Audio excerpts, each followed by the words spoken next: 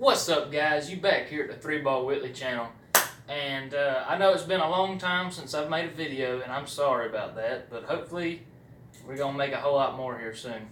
But today we are going to teach y'all how to skimboard. If you know how to skimboard, then that's great, and if you see me teach the wrong way, maybe y'all could teach me something. Let me know in the comments if I'm doing something wrong and y'all want to teach me. But for those that don't know how, I'm going to teach you if you want to pursue this activity, because it's pretty fun. But before we do anything on the 3-Ball Whitley channel, we got to pack us a dip. Put a dipski in the old lipski.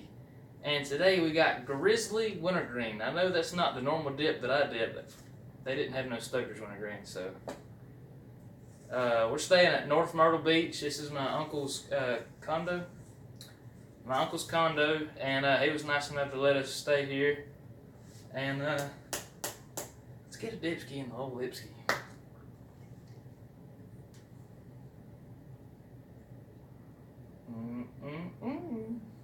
Cheers.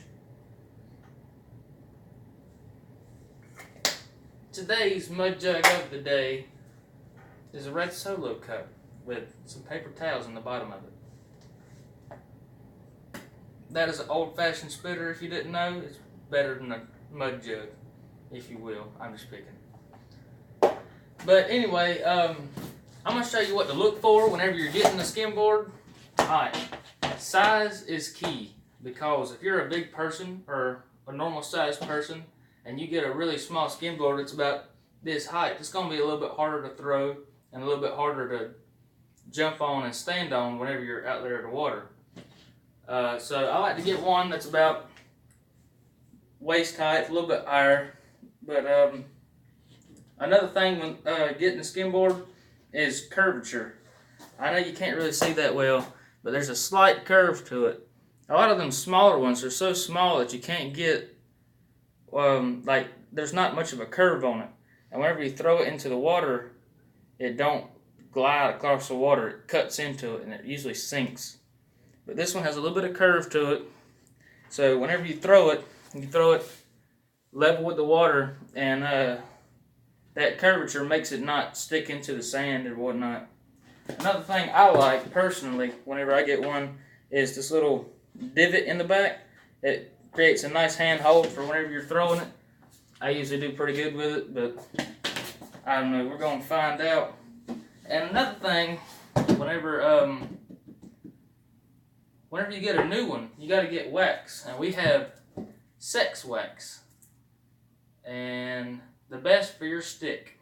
That's what it says, Mr. Zoggs. And we're going to put some sex wax on here. It is for surfing. It's not for sex. Don't buy this for your lady. Alright, finally got my sex wax off. Or out of the package. So, whenever you, a lot of people, they think that the wax is, you put the wax on the bottom of the board, which makes it glide across the water. That's not true at all. The board comes with polyurethane on the bottom of it. That's what glides across the water. You don't have to do anything to the bottom of your board whenever you buy it. However, the front is also slick. Whenever that water gets on there, you start trying to jump on it and glide, you're just going to slide right off of it, and it's really, really hard. The wax is to keep your feet on the board. It's sticky. It's not like slick wax. So you just kind of figure out where you want your feet to be, and whenever you land on the board, you want a foot about right here and a foot about right here. So I like to put heavy wax on it right in these spots, which honestly you can wax the entire board and it'd work better. But if you got a board with a cool design on it, I don't entirely have a board with a cool design on it, but and you don't want that design to be covered up by wax, then just put it in the necessity spots. Did I say that word right? In the right context? Okay, good.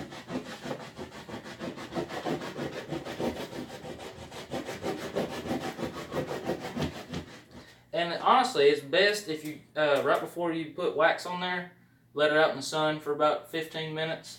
Let it get a little, see, that's a lot stickier. but let it get in the sun and melt a little bit, and it'll go on a lot easier, and it'll put a lot more on there. So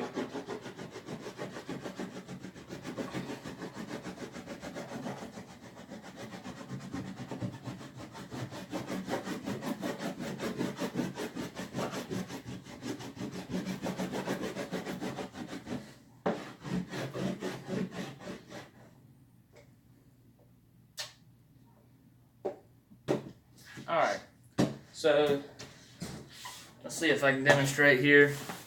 This right here, very, very slick. I can slide my hand across it really easy. This right here, I gotta force my hand across. It's a lot stickier. So whenever I jump on that, it'll be in this area and in this area. You just want to balance your weight from the board. But that's all I really got to say about how to prepare your board. Now, I'll teach y'all some more whenever I get to the water. I'll be back. Alright, so we came out here to look at the water to see what it was like and if it was good to skim on at the moment. And while we were out here, we noticed there's Forrest Gump out there. Look at him on a shrimp boat. I bet he's got him and Lieutenant Dan on there.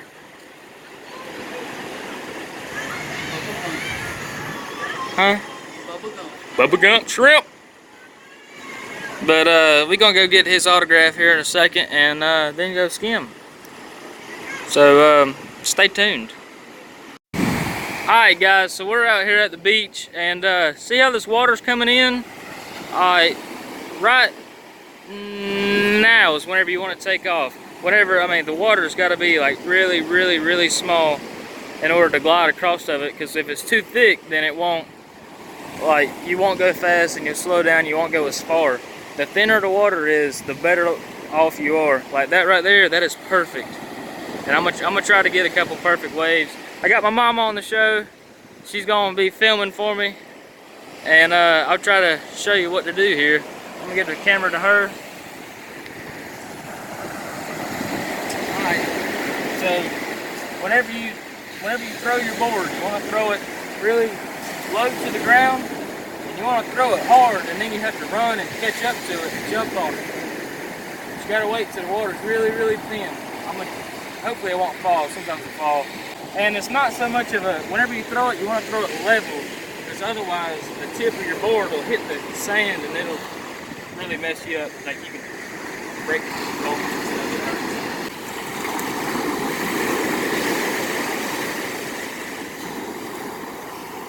Alright, so my foot started to slip off the back. I don't think I put enough wax on it. It might have just been that run. But I'm going to try it again, and if my feet keep slipping off, I'm going to go get some more wax and put on there. So that was the essential way to skimboard. And I hadn't tried this board out yet. It's my first time trying it out, and it seemed to go pretty good. So I'm going to try one more time, and if it don't go good, I'm going to go get more wax and put all over the board.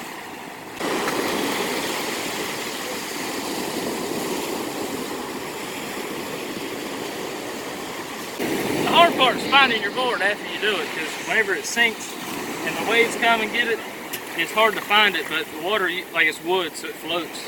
So it'll float back up to the top. It might take you a second to find it, but you'll find it.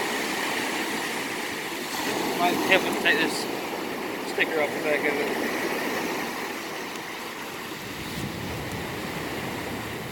Oh, it's wet, it ain't coming off. No littering. Fish out there.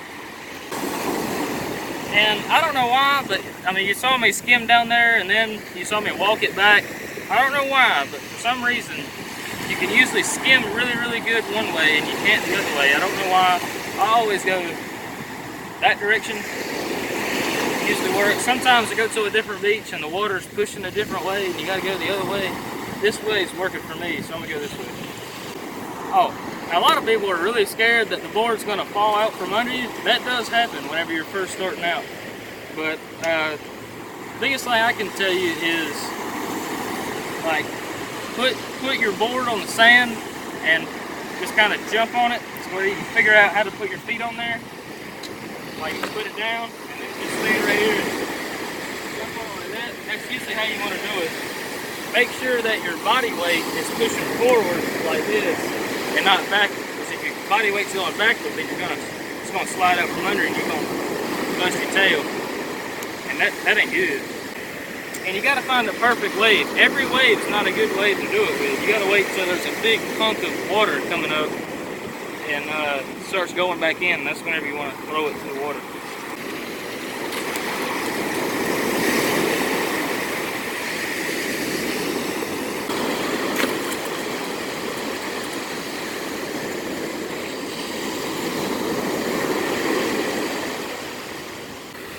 If you fall, don't let that deter you from trying some more. And everybody out here, don't worry about them, because I mean, chances are they can't do it. They're upset to doing it.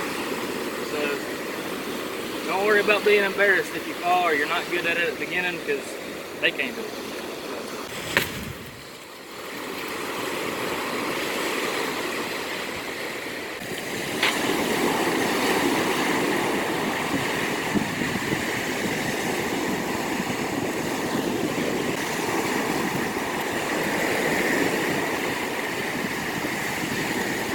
And if you're scared to try this because you're embarrassed, my dad has tried this. I mean, he did it a little bit too. It was all right for his first time. You just gotta send it. You just gotta send it.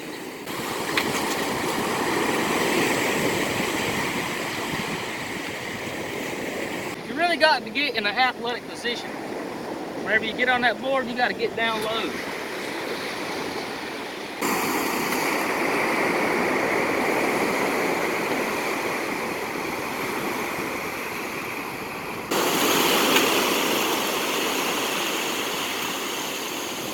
These boards ain't expensive. They're only like $25 where I got them from. You can buy more expensive ones. They make fiberglass ones, which is usually about $100. Those are pretty expensive. I ain't never had one of those, but I've seen videos and I've seen people do it in person. You ain't, like, that small water that you gotta have with these, with those, you go out there and do it. It's not a surfboard, but it's in between this and a surfboard. You can go out there like 5 feet, and it works really good.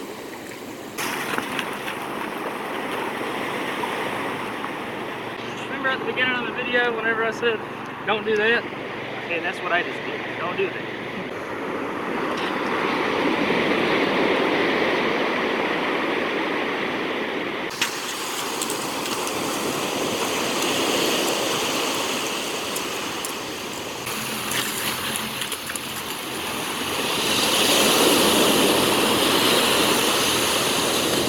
Alright guys, well that concludes this video. I hope you liked it. If you did, hit that like button. If you hadn't already, hit that subscribe button. And I hope this was helpful. If it was, tell me in the comments this was helpful. And stay tuned to the next video. Thank you.